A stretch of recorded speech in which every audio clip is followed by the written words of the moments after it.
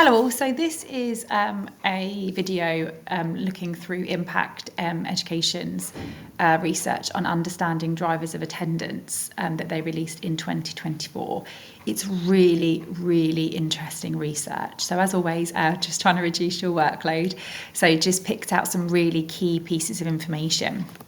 So what they note is that attendance drivers are often intersectional.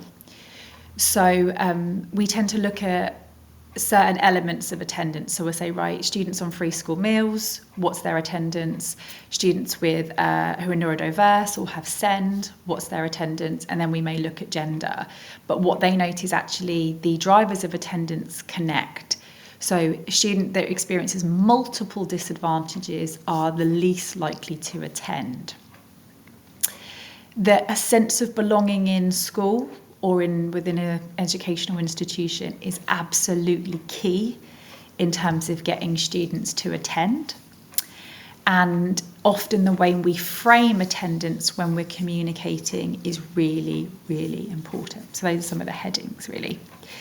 So coming back to their intersectional point is students who experience the worst attendance tend to have free school meals and tend to have SEND or have a neurodiversity, and they're female. So what they notice is in primary school, if you see here, a student or a child who had these two disadvantages, free school meals and SEND, 90% of those children attended school, where the school average was 94.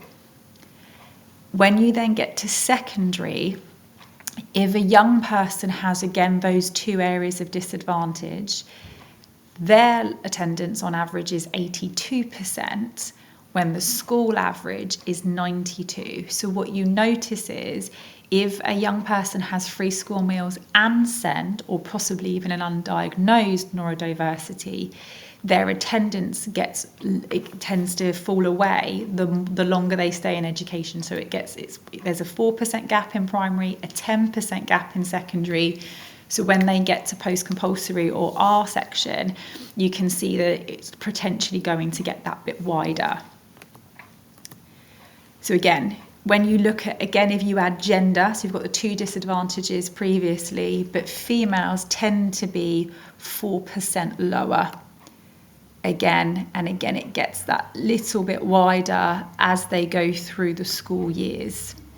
But the three together is the groups who are less likely to attend. So it's really helpful to know that as educators.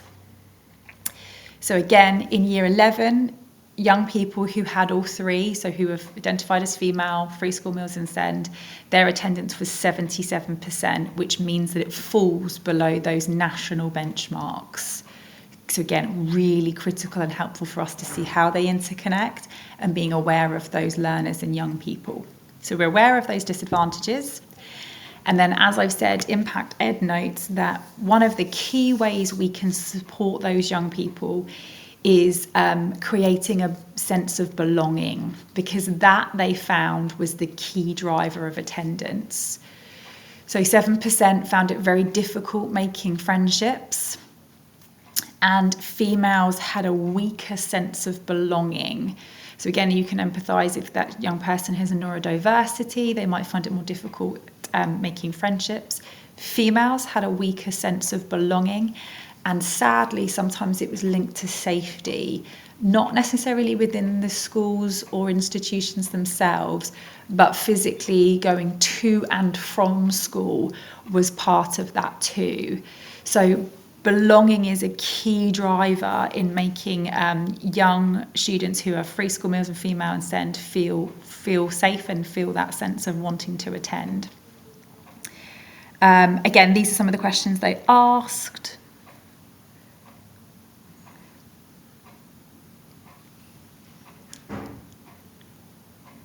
And again, you can see the difference between male and female.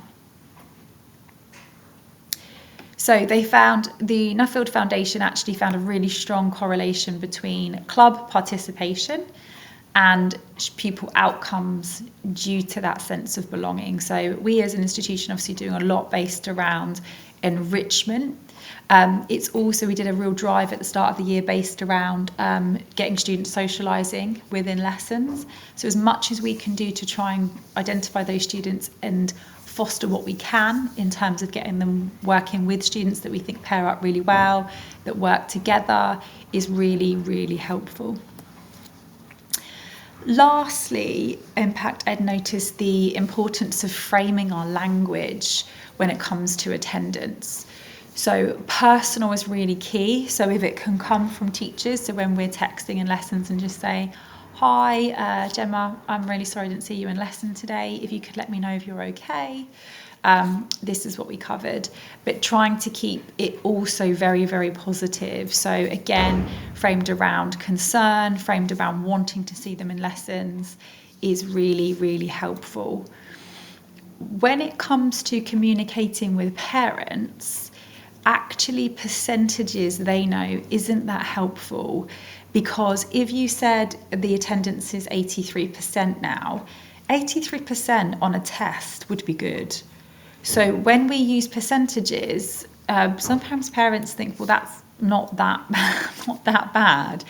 Whereas if we actually note the number of days that have been missed and how many months that relates to, that shows the real negative impact.